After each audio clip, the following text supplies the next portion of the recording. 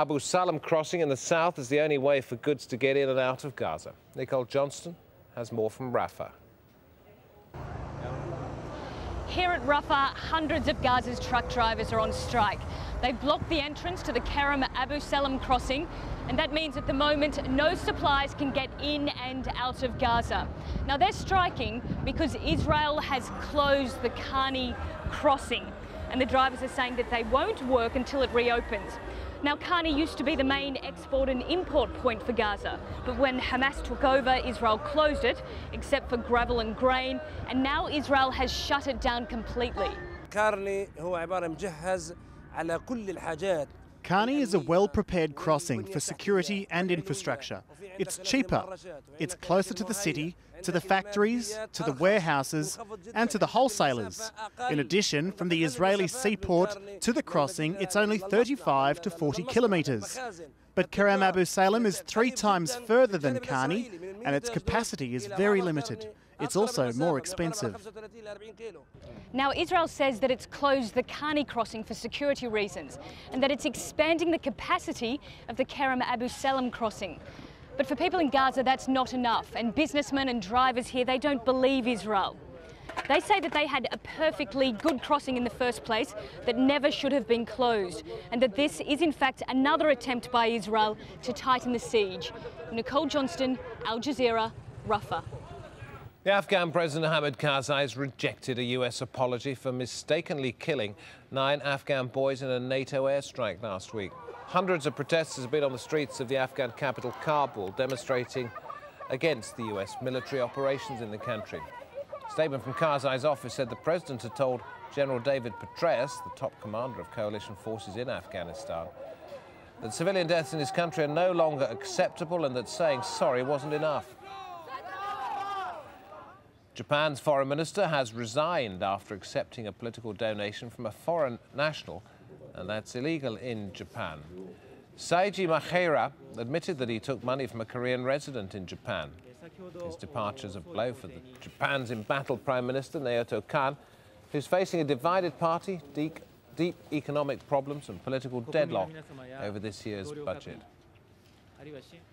India's Prime Minister is also under pressure. The leader of the country's main opposition party, the BJP, has hit out at Manmohan Singh, accusing him of indecisiveness and an inability to tackle corruption.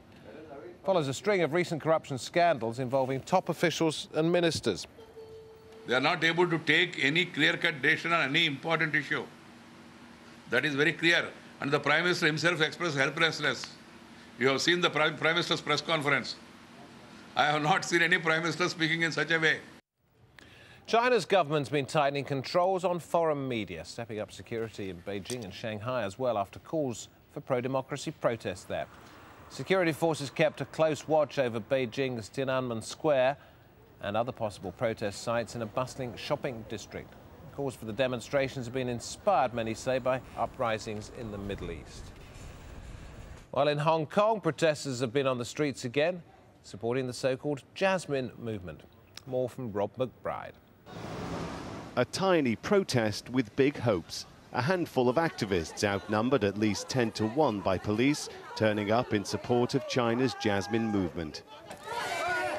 It was an even smaller turnout than the week before. Then the confrontation with police angrier, with protesters vowing to continue indefinitely despite their number.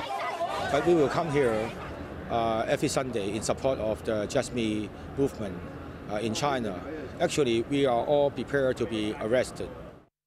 In mainland China, with the opening of the National People's Congress and the leadership vowing to maintain stability at all costs, activists there face an almost impossible task to organize any meaningful protests.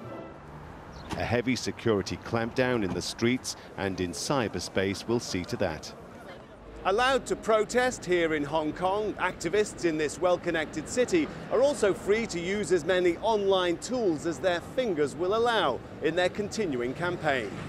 Fanning Yim is in touch with 10 activists in mainland China, tweeting their news onto 1,000 other people. It's basically 2 types of news: activists who have been detained, and then also dates, times and venues of Jasmine Revolution gatherings. An online community quietly hacking away at the system.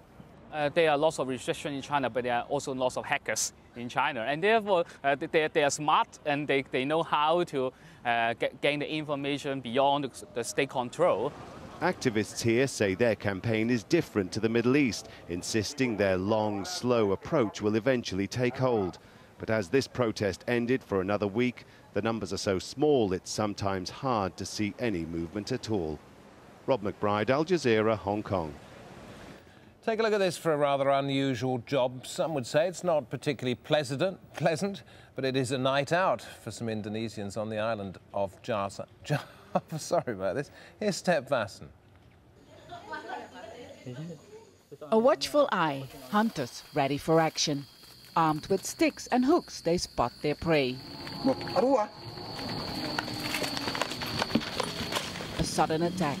The animal doesn't stand a chance. Their prey is not a bear or a pig, but a small lizard. Still, it's dangerous work. I have been bitten before, and because I tried to pull the gecko from my arm, it started to bite harder, and I got a nasty flesh wound. I cured my wound with tree wax. Hunters can spot the small animals in the dark because their headlights make their eyes turn red. As soon as night falls, geckos come down from the trees looking for food. That's when the hunters venture out. To be a gecko hunter, you need very sharp eyes, a lot of patience, but also a lot of courage, because even in the middle of the night, they look for geckos at a graveyard.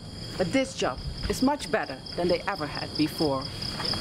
The captured geckos are kept in a cage before they are killed one by one. Those who have laid eggs can stay alive a little longer.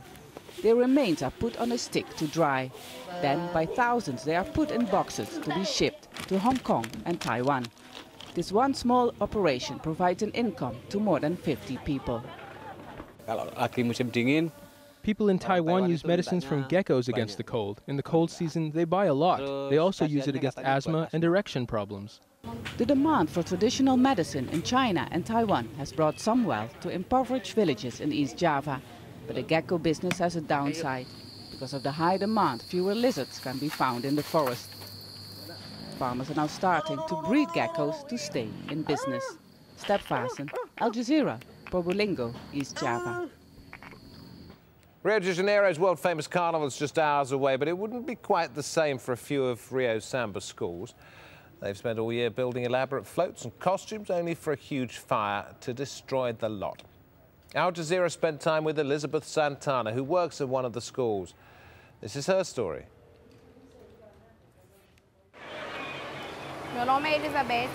My name is Elizabeth Santana. When I have nothing to do in the sculpture department, I come over here to this float decoration section. When you have nothing to do, you go help others, because those very people will in turn help you when you really need it.